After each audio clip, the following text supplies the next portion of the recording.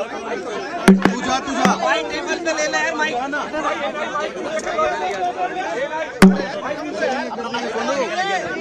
सोनू हो जाएगा भाई तुझा आज भी आपका बैग उठाएंगे आप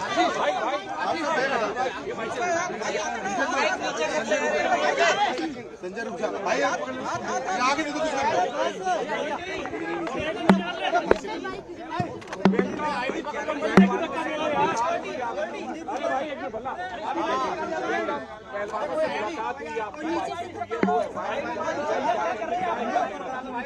देखिए 2 FIR अगर दर्ज हुए हैं तो उसकी कॉपी नहीं मिली है किसी को नहीं मालूम अभी तक कि उस FIR में क्या है, कौन सी धाराएं कौन सी नहीं है। जब ये लड़कियां मेडल जीत के आती हैं तो हम सब ट्वीट करते हैं, सब कहते हैं कि हमारा गर्व है, सारे जितने भी नेता हैं हम इंक्लूडेड इसमें, हम सब कहते हैं कि ये सबसे बड़ी बात है, देश के लिए अच्छा है, ये है, इन्होंने देश का गर्व सम्मान रखा है। और आज जब सड़क पे बैठी हुई हैं, जब कह रही है कि हमारी बात सुन लीजिए, हमारे साथ गलत हुआ है, तो कोई सुनने को तैयार नहीं।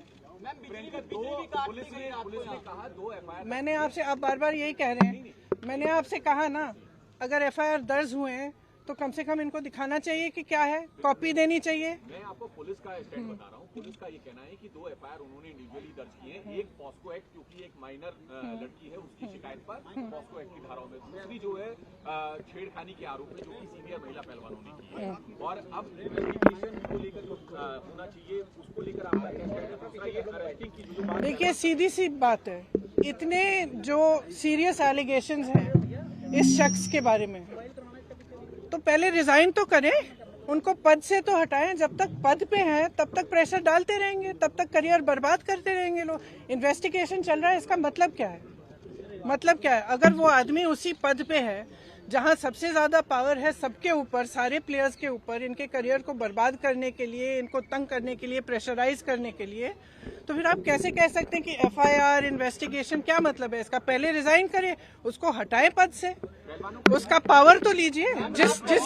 जिस पावर, जिस सत्ता ने उसको इनेबल किया है कि वो ये सब करें, पर पहले वो तो हटाइए। पहलवानों का ये भी कहना है कि क्योंकि रूलिंग पार्टी के सिटिंग MP हैं और इस वजह से भी कार्रवाई में देरी हो रही है। आपका क्या कहना है? देखिए जो मैं सुन रही हूँ, जो मुझे बताया गया है, और मैं पूरी तरह से बिलीव करती हूँ, क्योंकि ये लड़कियां जो हैं इतनी मेहनत करती हैं, इतनी ट्रेनिंग के लिए इतने शोषण इनको देखने पड़ते हैं, इतना करना पड़ता है एज इट इज़, अपनी फैमिलीज़ के लिए, परिवार के लिए, देश के लिए, प्रदेश के लिए इतना कर रही हैं, तो कुछ कह रही हैं कि इनके साथ, और एक नहीं कह रही है, बहुत सारी ऐसी लड़कियां हैं जिनके साथ ये सब हुआ है।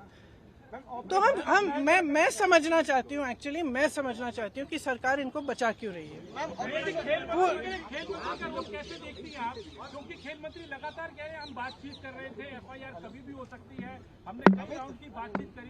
खेल मंत्री और खेल मंत्रालय के रोल को कैसे देखती हैं आप? उन्हें पहले करना चाहिए था क्या? और दूसरा ये मंत्री के लिए क्या कहेंगे जो इन खिलाड़ियों से अपने घर पर तो मिलते लेकिन एक हफ्ते से ये लोग धरने पर बैठे हैं, प्रधानमंत्री को लेकर के आपकी क्या उम्मीदें हैं और उस पर आप क्या कहेंगे? प्रधानमंत्री से मेरी कोई उम्मीद नहीं है, मैम सामने कैमरे की तरफ, क्योंकि अगर प्रधानमंत्री जी को इतनी भी परवाह होती तो कम से कम बात तो करते, बुला तो लेते। फिर से जब आपने मेडल लेके आए तो आपने बुलाया ना, घर चाय पिलाई, तो बुलाइए, बात करिए। बच्चियां हैं, बच्चियां, हम सबकी बच्चियां हैं।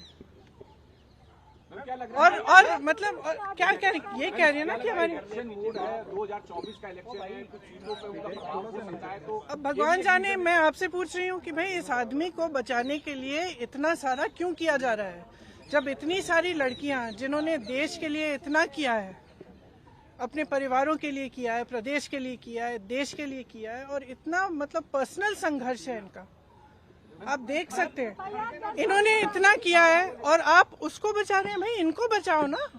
हमारे देश के बारे में ये क्या कहता है अगर हम अपने बच्चियों को नहीं बचा सकते? क्लैरिटी आई है, उन्होंने कहा है कि जब पहली दफा इन लोगों ने प्रोटेस्ट किया था तब एडॉक कमेटी बनाई थी, ओवरसाइट कमेटी बनाई। देखिए आप भी जानते हैं, हम भी जानते हैं कि कमेटियां क्या होती हैं। बात टालने का काम होता है कमेटियां। हम कमेटी बना रहे हैं, आप कमेटी के साथ बात कर लो आपका, और फिर बात खत्म। यही चाहती है ना सरकार। क्यों? चाहे आप उत्तर प्रदेश के एक गांव में देखिए, चाहे कहीं पे भी देखिए, जब महिला का शोषण होता है तो सरकार मौन हो जाती है, चुप हो जाती है। उस बेचारी महिला को हर जगह जाकर एफआईआर दर्ज नहीं होता, एफआईआर दर्ज होता है तो उसकी कॉपी नहीं मिलती। ये कोई नई कहानी नहीं है, लेकिन इन लड़कियों में इतना दम है, इतना आत्मविश्वास है और इतनी करेज है, ब्रेवरी है कि ये लोग खड़े हैं और कह रहे हैं कि हम ये होने नहीं देंगे।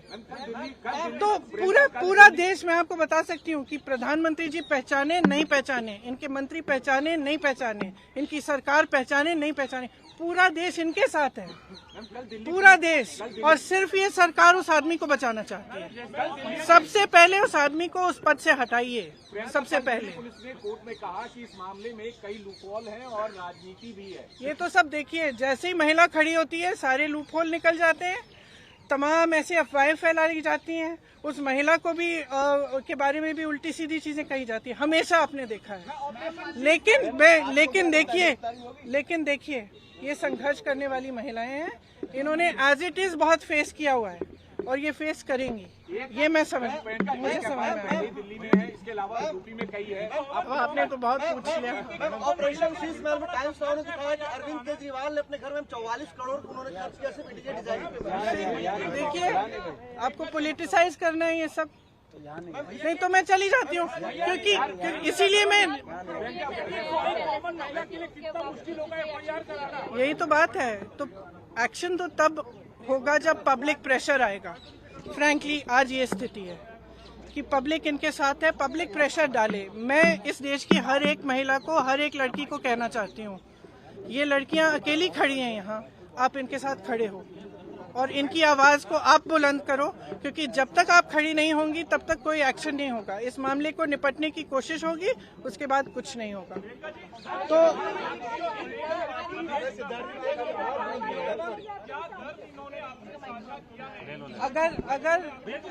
अगर मुझे पूरी दुनिया को कहना था, इन्होंने मुझसे कुछ बात की है इसलिए हम अलग बैठे थे, तो मैं यहाँ क्यों बताऊँ बातें, वो इनकी निजी बातें हैं। लेकिन मैं इतना बताना चाहती हूँ कि मुझे इन पर बहुत गर्व है कि ये आज इस चीज़ को लेकर खड़े हुए हैं और इसमें कोई पॉलिटिकल बात नहीं है।